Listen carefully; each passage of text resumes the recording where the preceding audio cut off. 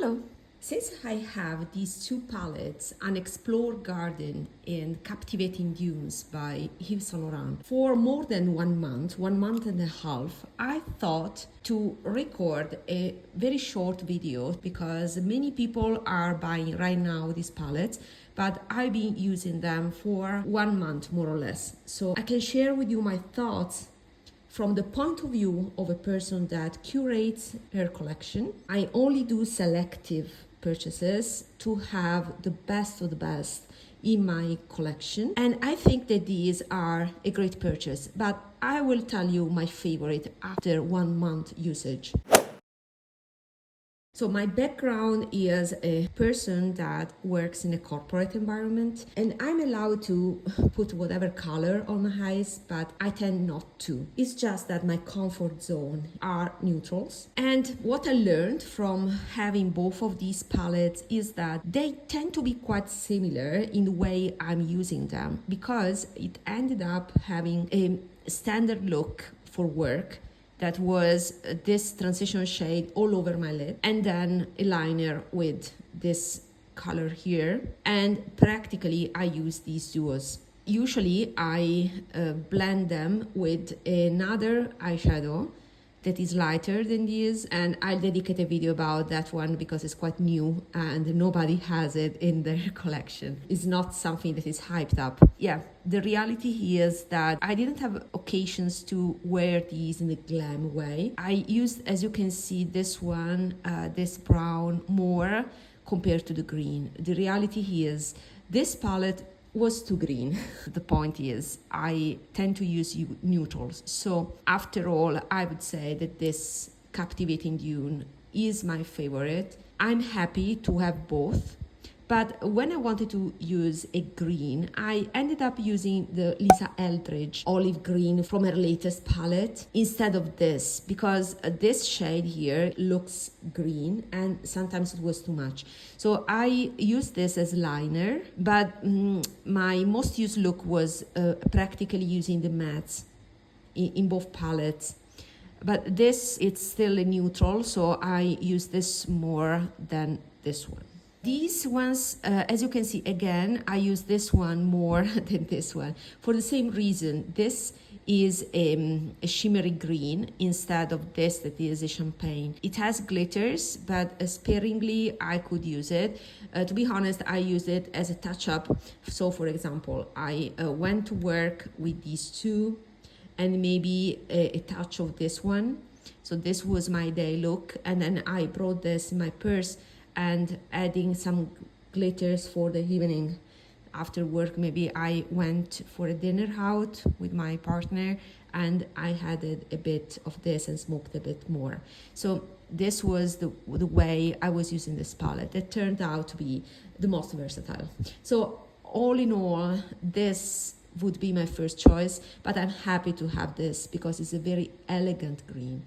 It's a green, you can see this color that is muted anyway. It's not a grass green that shows up too much. Let me show a comparison with the olive green by Lisa Eldridge. I think is useful to have a comparison. So this is my Lisa Eldridge, and is a custom palette that I'm building slowly.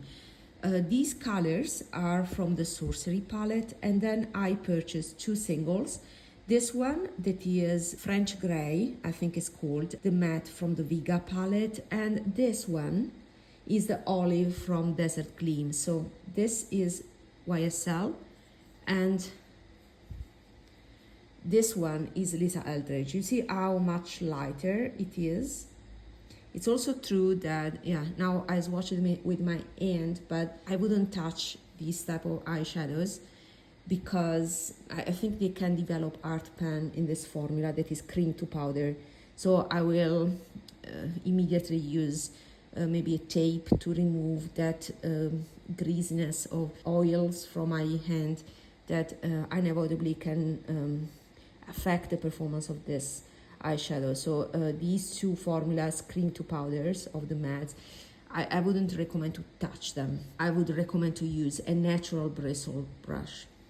Anyway, so you can see the difference of these two. So this is looks almost invisible, but it's very pretty on, and with the natural bristle brush I can build the color, while this one is a dark one, is darker. So all over I prefer the Lisa Eldridge, because you see it's olive, more yellow. So this is the difference here. Another comparison that one of you asked, and I think it's the right time to do it, is the comparison between this one and Pat McGrath. So let me do the comparison of these two mid-tones that I did already in the past. So this is the taupe from this Unexplored Garden. This is the taupe from Captivating Dune. They look identical on the eyes. I have a eye swatch of this in my previous video about one of these two palettes. And let me add Pat McGrath. Here we have it. And I will swatch these two. So this one is Ultimate Taupe, I think it's called. And I think this was the comparison that was requested. Yeah, they're similar, right? I even prefer this one by Pat McGrath, less straight gray, but it has more life. I see a little bit more peachy pink on this. So these are the comparisons. And okay, this of course will be very, very dark. I don't know which shade is this, I don't remember the name, but you can see that it's so different. It's much darker. So there's that.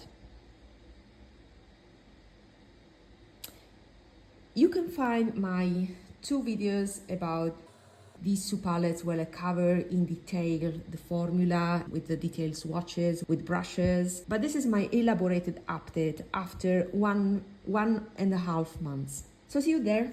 Bye.